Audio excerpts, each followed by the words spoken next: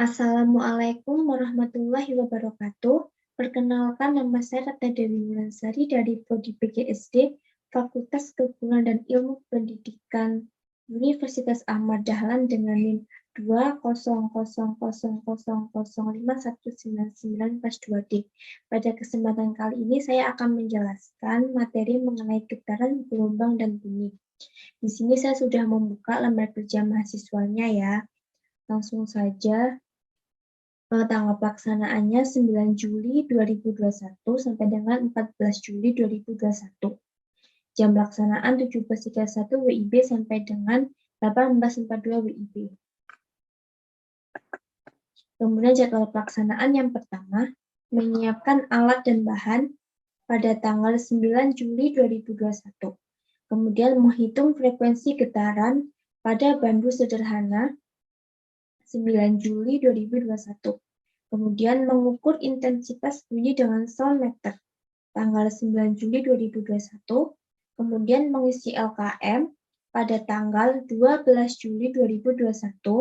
Dan yang terakhir mengupload video pada tanggal 14 Juli 2021. Kemudian ada pengantar, tujuan, ada alat dan bahan, bisa dilihat ya alat dan bahannya. Ada prosedur kerja dari kegiatan 1 sampai 2.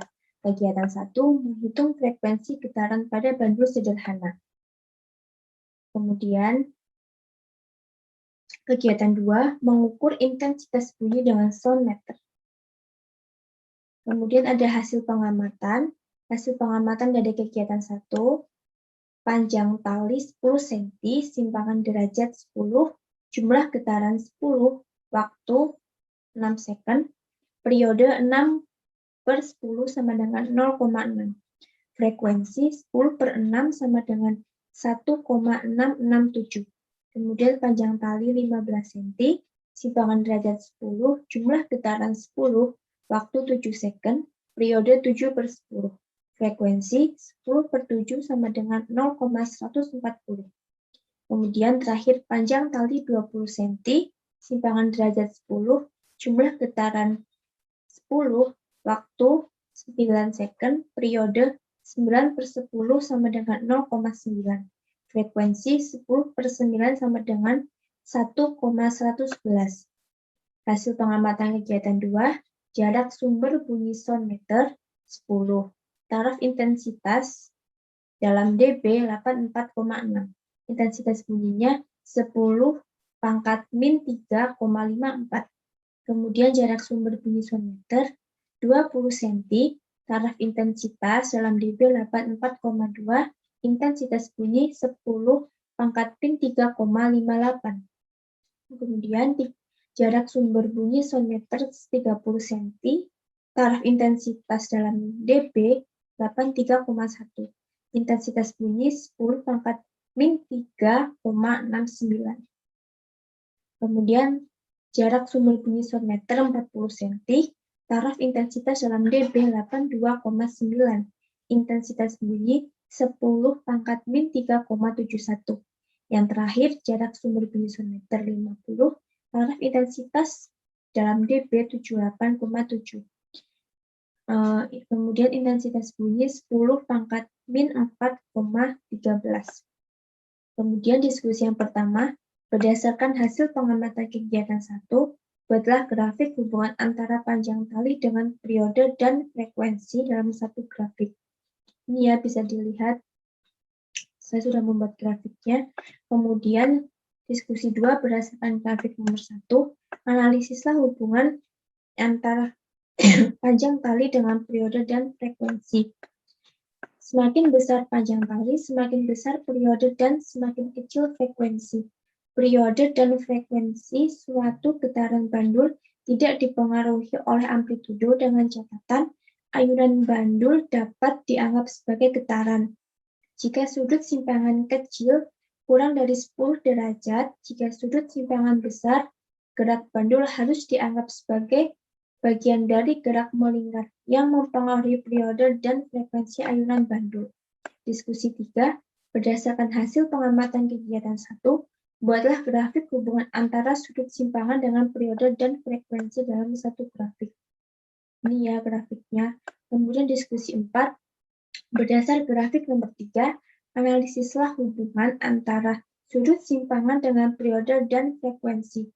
Sudut simpangan dengan periode dan frekuensi memiliki hubungan, yaitu sudut simpangan yang sama akan menghasilkan periode dan frekuensi yang berbeda tergantung panjang talinya. Kemudian diskusi 5, banu sederhana bermassa 200 gram digantung pada tali yang panjangnya 90 cm. Jika gaya gravitasi bumi adalah 10 meter per second, maka tentukan frekuensi dan periode bandul tersebut. Nah, ini ya saya sudah menghitungnya. Periodenya 0,6 pi second, frekuensinya 1,66 pi Hz. Nomor 6, berdasarkan hasil pengamatan kegiatan 2, buatlah grafik hubungan antara jarak sumber bunyi dengan intensitas bunyi. Ini ya grafiknya.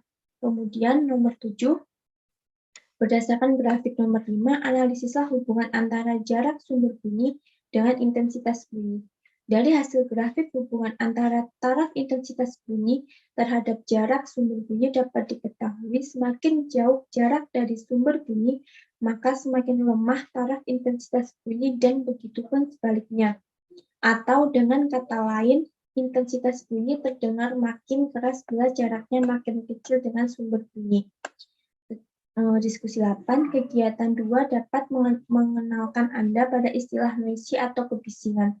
Jelaskan bagaimana sumber bunyi dapat dikategorikan sebagai noisy atau bising. Karena kebisingan adalah terjadinya bunyi yang tidak dikehendaki sehingga mengganggu atau membahayakan kesehatan.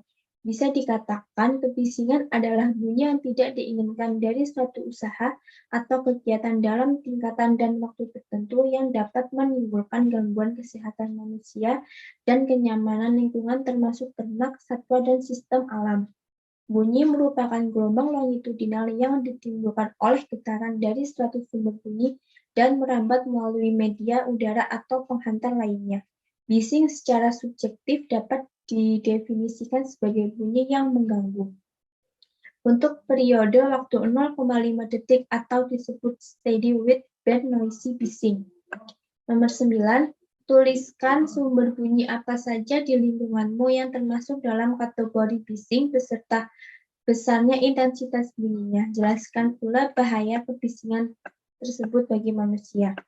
Kebisingan di tempat saya yang menyebabkan kebisingan yaitu suara mesin dari pabrik kayu seperti gergaji karena rumah saya dekat dengan pabrik kayu. Kemudian suara material seperti palu, bor, mesin gergaji karena di sekitar saya sedang banyak pembangunan. Bahaya kebisingannya, ketidaknyamanan di dalam ruangan karena polusi suara di dalam ruangan bahkan dapat memecah fokus, bisa sampai menyebabkan stres, terutama saat kebisingan berlangsung pada ruang kerja yang mana menuntut konsentrasi tinggi bagi penggunanya.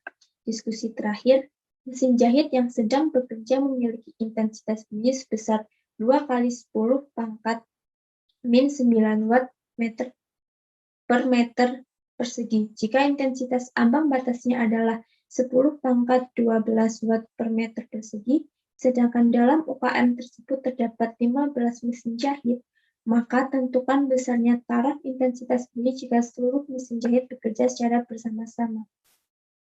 Ini ya saya sudah menghitung hasilnya. Jadi taraf intensitas dari mesin jahit yaitu 60 dB. Kesimpulannya, kesimpulan yang sesuai dengan tujuan kegiatan ini yaitu agar kita bisa mengetahui jumlah frekuensi getaran gelombang dan bunyi pada suatu benda.